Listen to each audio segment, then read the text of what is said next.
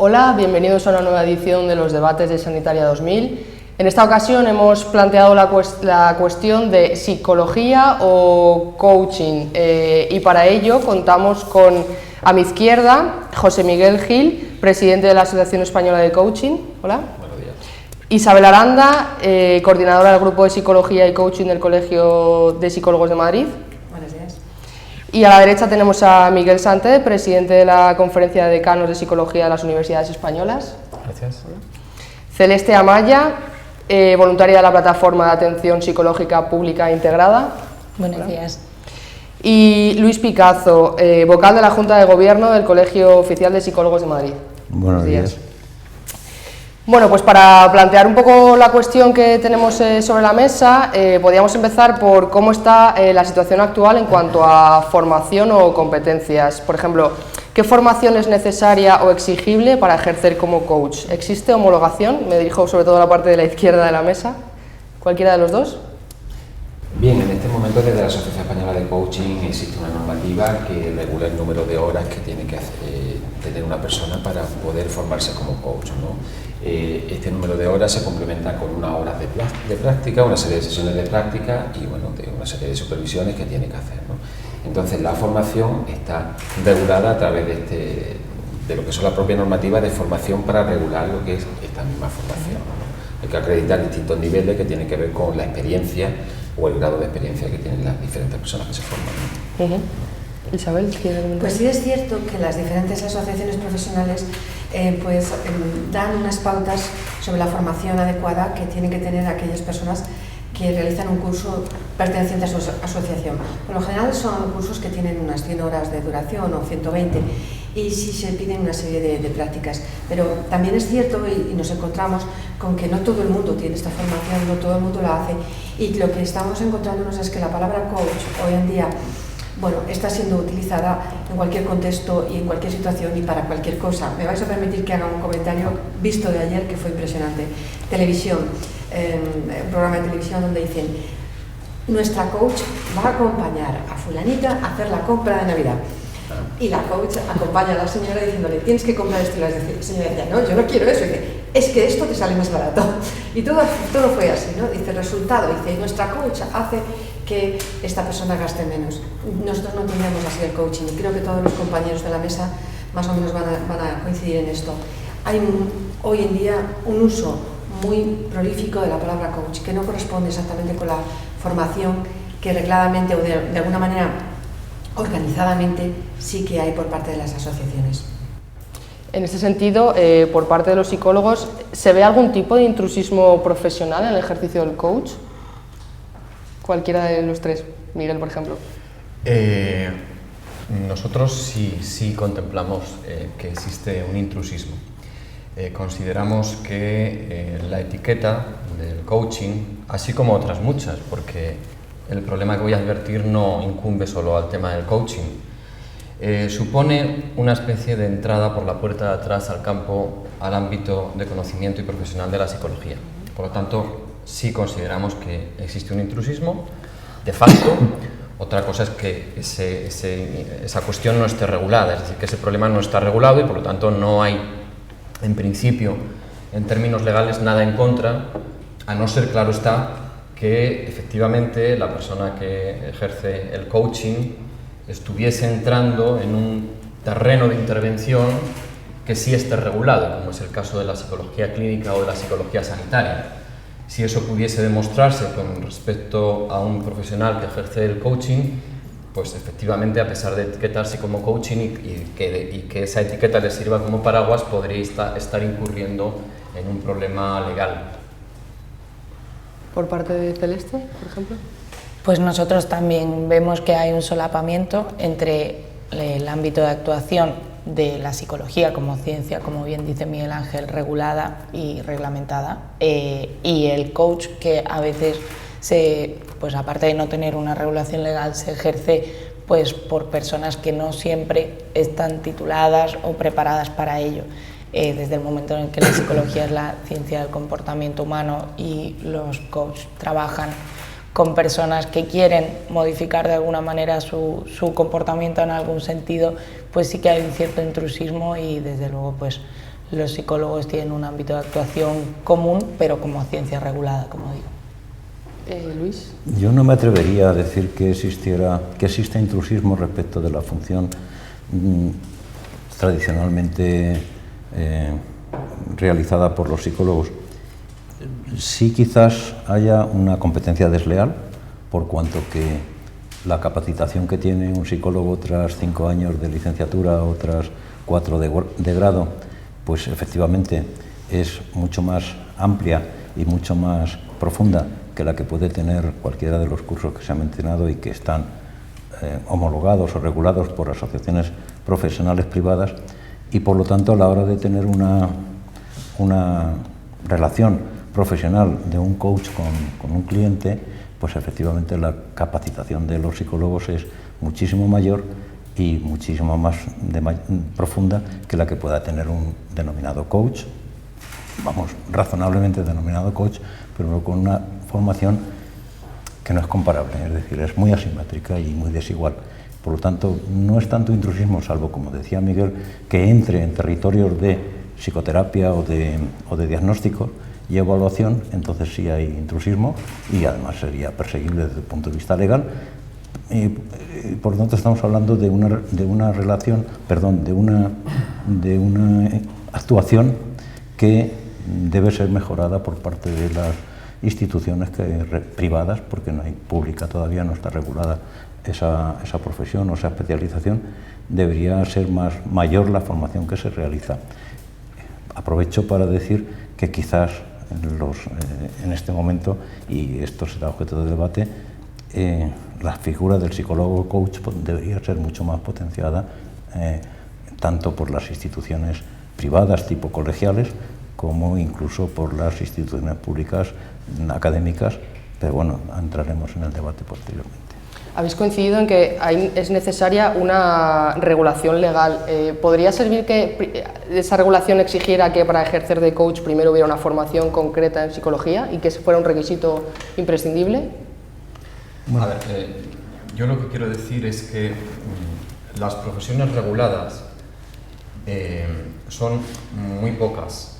Hay directrices europeas y a su vez nacionales, ¿verdad?, en nuestro país, que restringen mucho el campo de lo que son las profesiones reguladas. Estas se circunscriben a algunas áreas pues, que se consideran prioritarias, como la sanidad, algunos aspectos de ingeniería o de arquitectura, algunos aspectos de la educación, ¿verdad? Pero la tendencia europea y dentro de la tendencia europea, la tendencia española es a no regular profesiones. Me atrevería a decir, con mucha confianza por mi parte, que no se va a regular la profesión del coaching en absoluto. Si se regulase la profesión del coaching habría que regular cientos de profesiones y desde luego esa no es la tendencia, ¿no?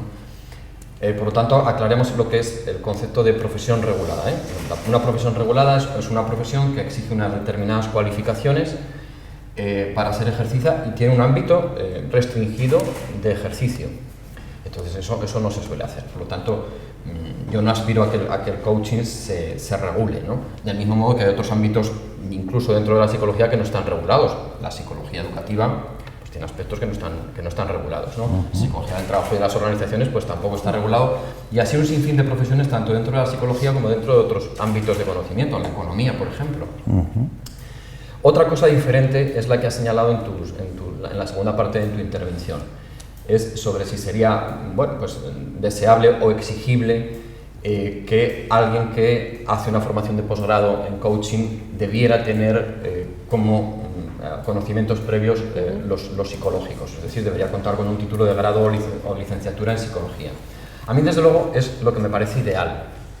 No se puede exigir, ¿verdad?, tal como están reguladas las cosas en nuestro país, no se puede exigir en términos legales, pero sí he de decir que me parece que sería lo ideal. ¿Y por qué?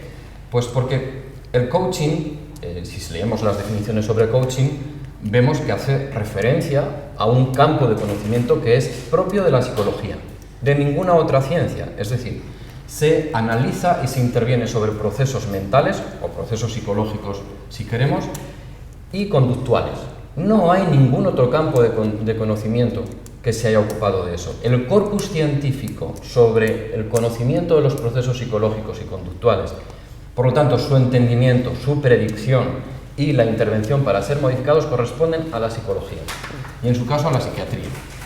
Y no hay ninguna otra ciencia que se ocupe de eso. Por lo tanto, un campo como el coaching, que definicionalmente, efectivamente, se ocupa de esos objetos de conocimiento, está dentro del campo de la psicología, no es algo diferente. Y, por lo tanto, no es lo mismo un profesional del coaching que no ha estudiado psicología que un profesional del coaching que ha estudiado 4 años intensivamente con 240 ECTS o, en su caso, en las licenciaturas, más todavía, y que cuenta con todos esos conocimientos, tanto básicos como aplicados. Por cierto, provenientes, esto hay que dejarlo claro, de un modo de conocer científico, tanto en lo que se refiere a los planteamientos teóricos como a la contrastación empírica. Y por lo tanto, claro que yo defiendo que idealmente, aunque no se pueda exigir, el profesional que se ocupa del coaching debiera, por todo lo que he señalado, ser un psicólogo. No sé si por aquí queréis añadir algo. Bueno, yo quería añadir algunos casos, ¿no? Respecto al campo de aplicación del coaching, desde luego no interviene ni a nivel terapéutico, ni a nivel diagnóstico, ni a nivel de evaluación. Es decir, dentro de los parámetros éticos que tenemos nosotros como asociación de coaches profesionales, igual que tienen además otras asociaciones de coaches profesionales, está claramente delimitado que ni hacemos psicoterapia, ni diagnosticamos, ni evaluamos. Es más, la directriz es clara en este aspecto. Si llega una persona que está en tratamiento psicológico, psiquiátrico, médico, lo ideal es derivarlo, lógicamente, al profesional con el que está trabajando. Es verdad que en muchísimos aspectos todo es muy comportamental, y cuando hablamos de motivaciones, cuando hablamos de necesidades, hablamos de la psicología que interviene en el propio ser humano. Lógicamente, cuando una persona quiere perder peso, quiere entrenarse para correr una maratón, quiere estar motivado para hacer unos estudios, intervienen factores comportamentales, factores mentales, factores que desde luego forman parte de la propia personalidad, ¿no? Pero partiendo de la base de que un coach nunca va a hacer psicoterapia, ni evaluación, ni diagnóstico, ese matiz está claro, y para eso están los psicólogos. Yo soy psicólogo de formación y lo puedo entender perfectamente. Cuando llega una persona que además puede estar en tratamiento médico, está tomando determinada medicación, se deriva automáticamente al profesional que lo está haciendo. No, mire usted no está en este caso para hacer coaching. O si llega una persona y detectamos que desde luego tiene un comportamiento que se sale dentro de lo que podríamos etiquetar como normal, después ya podríamos debatir qué es la normalidad, ¿no? Evidentemente la ética y al código ético al que está escrito lo que dice es que hay que derivarlo a un profesional. Estoy de acuerdo con Isabel y con que hoy lamentablemente se le llama coaching a muchísimas cosas, ¿no? Evidentemente, pues bueno, el coaching bebe de muchas disciplinas. La psicología tiene una base científica, está basado en el estudio científico, el ensayo, el error, en las pruebas, en las hipótesis, y el coaching lo que hace es beber de distintas disciplinas, pues bebe de disciplinas o de orientaciones filosóficas, bebe de distintas orientaciones psicológicas, de distintas de otras disciplinas como la programación neurolingüística, que es verdad que también tiene su parte comportamental, su parte psicológica. Con lo cual, el matiz diferenciador está y en que nosotros como coaches no vamos a intervenir a diagnosticar a nivel ni psicoterapéutico, ni evaluativo, ni diagnóstico. Es verdad que a lo mejor una persona que tiene formación en psicología puede tener una mayor cualificación. Podríamos pensar que sí, evidentemente tiene un cuerpo de conocimiento detrás. Ahora, también yo me ciño a la experiencia práctica y a conversaciones que tiene uno en el desarrollo de la profesión, ¿no? Con distintos profesionales, coaches y no coaches, que son psicólogos y no psicólogos, ¿no? Recuerdo claramente una conversación que tuve con un doctor en psicología hace algún tiempo, donde me decía que su mejor coach había sido alguien que no era precisamente psicólogo, ¿no? Entonces, a ver, al final de lo que se trata de, evidentemente, habrá aspectos en los que es mejor si el psicólogo es coach, es verdad, pero habrá ocasiones en que no. Hay mucha tipología de aspectos en los que podemos trabajar. Entonces, siempre desde el respeto máximo, y defiendo a ultranza que tiene que haber psicólogos, que tiene que haber coaches, que tiene que haber profesionales en todos los ámbitos, y evidentemente la clara indiferenciación o no delimitación de las competencias en muchos casos es extrapolable no solamente al coaching y a la psicología, sino a muchos ámbitos. Entonces es una cuestión de regulación ya, es decir, ¿cómo podemos hacer nosotros para delimitar más claramente los medios de intervención? Evidentemente está muy regulado a través de la psicología clínica, el máster de psicología, es decir, a ver, entonces yo por una parte puedo dar la razón de que aparentemente desde fuera podría ser mejor si es psicólogo y tiene toda esa formación, Pero por otra parte hay muchos aspectos en los que no es necesario ser psicólogo para intervenir en determinados aspectos. Es decir que, bueno, yo entiendo porque evidentemente trabajamos en base a comportamiento, trabajamos en base a motivaciones, trabajamos en base a lo que es la propia vida y la propia experiencia, que sin lugar a dudas toda nuestra vida se apoya en determinados comportamientos, pensamientos, actitudes y todo esto, ¿no? Entonces, pues bueno, un poco recoger esta opinión, ¿no? Competencias existentes desde los asesores fiscales, con los economistas, con los diseñadores gráficos, con los ingenieros. Entonces, el camino yo creo que sería tratar de definir al máximo cuáles son las competencias y de uno y de otro. Las asociaciones de coaching profesionales, hay 3 importantes en España, yo represento a la primera que se fundó en España, ¿no? Delimitan eso. Evidentemente después ya la práctica particular de cada persona en su ejercicio profesional, como decía, lo que sale en televisión, ya ahí es donde, si alguien tiene una queja contra la práctica profesional de esta persona, se investiga. Y por supuesto, llegado el momento, pues habrá que dirimirlo a los tribunales o donde fuera necesario, igual que si hay una mala praxis profesional por un profesional colegiado, está el colegio detrás que responde, ¿no? Entonces yo creo que es una cuestión de delimitar mucho más qué competencias tiene uno u otro, pero creo que es el camino, y después la ética profesional de cada persona, ¿no? Sin duda. Yo lo que querría resaltar es que la psicología es un campo de actuación en torno a la persona y que va mucho más allá de la clínica. O sea, nos encontramos con que lo habitual es pensar, es que nosotros no actuamos en clínica, dicen los coaches. Es que la psicología no es solo clínica, es una parte de la psicología. Hay una gran tradición en una psicología del desarrollo de personas, que viene ahora, por ejemplo, tiene mucho desarrollo con la psicología positiva, pero con el humanismo. Pero me gustaría resaltar una cosa. En el año 1918, es decir, hace 98 años, se escribieron los primeros textos de psicología coaching por Griffith. Escribió más de 40 textos. Quiero decir que el coaching no es algo que se hayan inventado ahora mismo 4 profesionales expertos en deporte, como muchas veces nos han hecho creer. Es un área de trabajo que ya en el siglo pasado, que ya en el 1918 utilizaban los psicólogos expresamente para la mejora del rendimiento de las personas. Lamentablemente ese trabajo tan impresionante que hacía Griffith un poco se perdió por los años, el momento histórico, y aunque luego Carl Rogers, por ejemplo, el desarrollo de psicología humanista, en el año 58 nos plantea su libro Psicoterapia centrada en el cliente, es decir, ya no está hablando de pacientes, sino abordar al cliente. Es decir, con esto quiero resaltar que la psicología está haciendo coaching desde hace casi 100 años, los psicólogos estamos haciendo coaching desde hace casi 100 años. Lo que ha pasado es que, bueno, en la sociedad se demanda un producto que es muy bien empaquetado, muy bien llevado por el marketing en muchas ocasiones, que se acerca y es cercano al cliente, ¿no? Pero que es algo que estamos trabajando los psicólogos desde siempre, desde hace casi 100 años, y que tenemos que seguir trabajando y mostrando cómo toda la competencia técnica, conocimiento y toda la tradición de la psicología tienen un valor expreso. Hay estudios que demuestran que aquellos procesos, es complicado estos estudios, pero los procesos cuando se llevan por psicólogos coaches tienen cambios de más rango, es decir, de más profundidad y de más duración que los procesos llevados a cabo solo por coaches. Son datos científicos que intentan avalar el hecho de que, bueno, esto es un trabajo que tiene mucho que ver con la psicología, mucho más de lo que muchas veces queremos reconocer. Yo quería intervenir. Sí. Sí, en primer lugar coincidir totalmente con Isabel en el hecho de que el coach no se dedique a la psicoterapia, no justifica todo lo demás que se ha señalado, ¿no? Porque efectivamente la psicología no solo se dedica al ámbito sanitario y clínico, es decir, tenemos un gran ámbito, el mayor ámbito de intervención con sujetos normales, que no son sujetos clínicos o que tienen problemas de tipo sanitario. Otra segunda cuestión es sobre el tema de la derivación. Se dice, bueno, es que si el coach detecta a alguien con un problema, será derivado. No, si es que el coach, que no es psicólogo, no puede detectar a alguien para ser derivado, porque no dispone del cuerpo de conocimientos necesarios para hacer una derivación adecuada. Y por lo tanto, podría estar en presencia de un problema más relevante y no darse cuenta. Esto es lo mismo que estamos diciendo para el caso de los orientadores no psicólogos, pedagogos o psicopedagogos, en el caso de la psicología educativa, ¿no?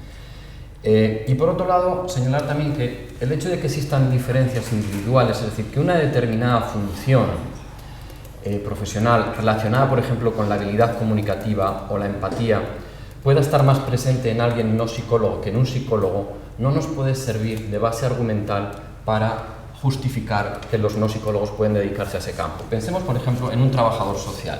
Puede haber alguien que intervenga socialmente con más empatía, ¿verdad?, que un trabajador social que sí está capacitado y regulado para la intervención social. Sin duda, todos los trabajadores sociales que se gradúan pues no tienen el mismo nivel de empatía. Podríamos encontrarnos un trabajador social que tiene, o un psicólogo que tiene un nivel bajo de empatía, ¿cierto? Lo que ocurre es que los estados no pueden entrar en ese tipo de valoraciones individuales y dar un certificado profesional a alguien que, además de unos conocimientos científicos, como el caso de un psicólogo o un trabajador social, sea empático. El Estado no puede entrar en eso. Ojalá pudiera entrar, ni en un médico. El Estado tiene que ceñirse a otro tipo de cosas, tiene que regular las cualificaciones profesionales. Entonces, esa diferencia entre si un coach no psicólogo puede ser más empático y por lo tanto resultar más empático delante del cliente, o que un psicólogo no puede servir de argumento con carácter universal. Los estados tienen que regular las cosas independientemente de ese hecho. Aquí y en Sebastopol, ¿de acuerdo? Yo creo que un hecho fundamental es que se regule la formación. Ha dicho antes José Miguel, es una disciplina que bebe de distintas fuentes, de ámbitos relacionados con la psicología y de ámbitos después relacionados con la actuación concreta de lo que sea el entrenamiento o el coaching. De hecho, existe un coaching específico de finanzas, de distintos ámbitos.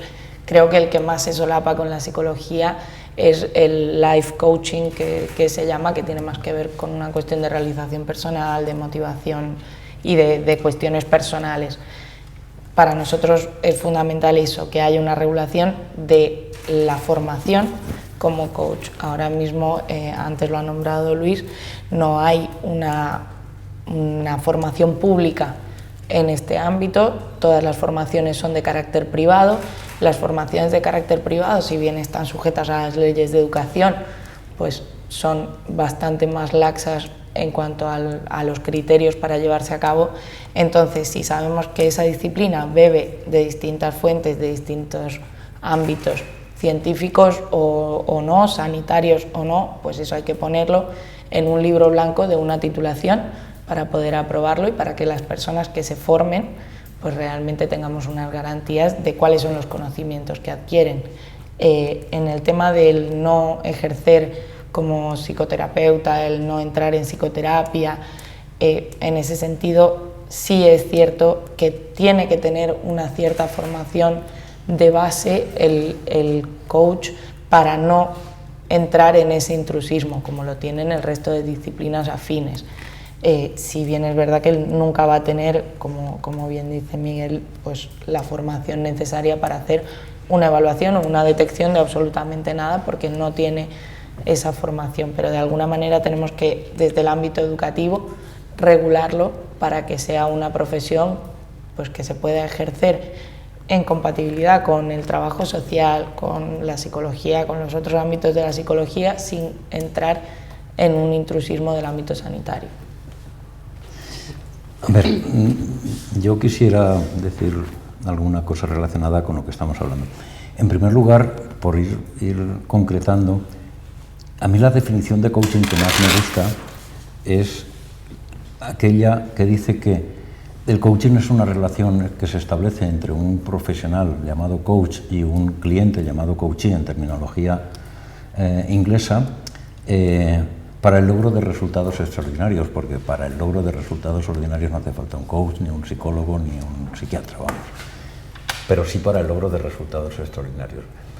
Para eso, el cliente tiene que poner en juego determinados recursos que ya conoce o incluso que desconocía, ¿no? porque no se ha encontrado en situaciones en las que tenga que echar mano de ellos.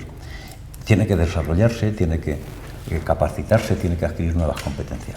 Vale. Hasta ahí lo que es el coaching. Es decir, una relación para el logro de resultados extraordinarios.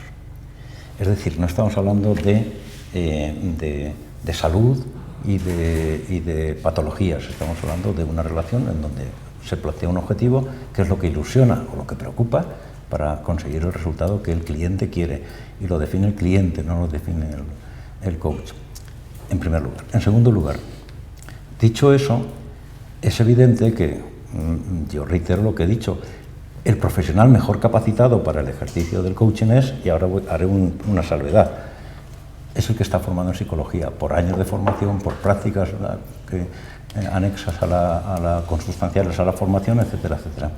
Licenciado o grado, da igual. Ahora bien, y este debate ha sido largamente realizado a lo largo del tiempo.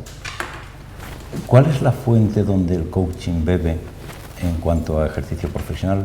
Pues la psicología humanista, sin perder de vista que también toma elementos importantes de la cognitivo-conductual, toma elementos probablemente de la que no toma apenas nada, es de la psicoanalítica, de la orientación psicoanalítica, pero sí toma de la Gestalt, sí toma de la cognitivo-conductual, como he dicho, sí toma de la análisis transaccional. Es decir, el coaching toma metodologías y herramientas de cualquiera de las orientaciones, pero básicamente la toma de la psicología humanista.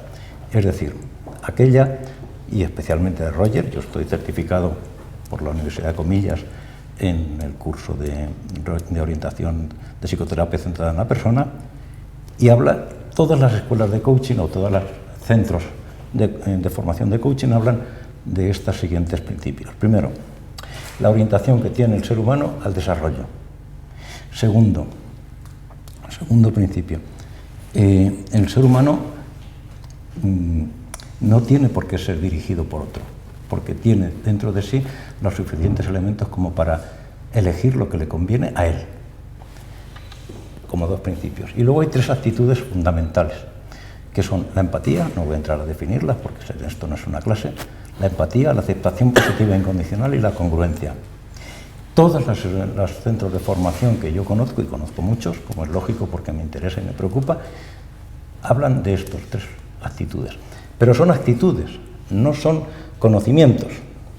Para poder tener esas tres actitudes en la relación personal de un coach con su cliente, se necesita desarrollarlas, se necesita trabajar mucho para salirse del marco conceptual y entrar en el marco vivencial.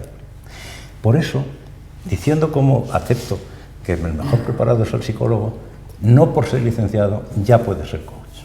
Necesita desarrollar esta competencia.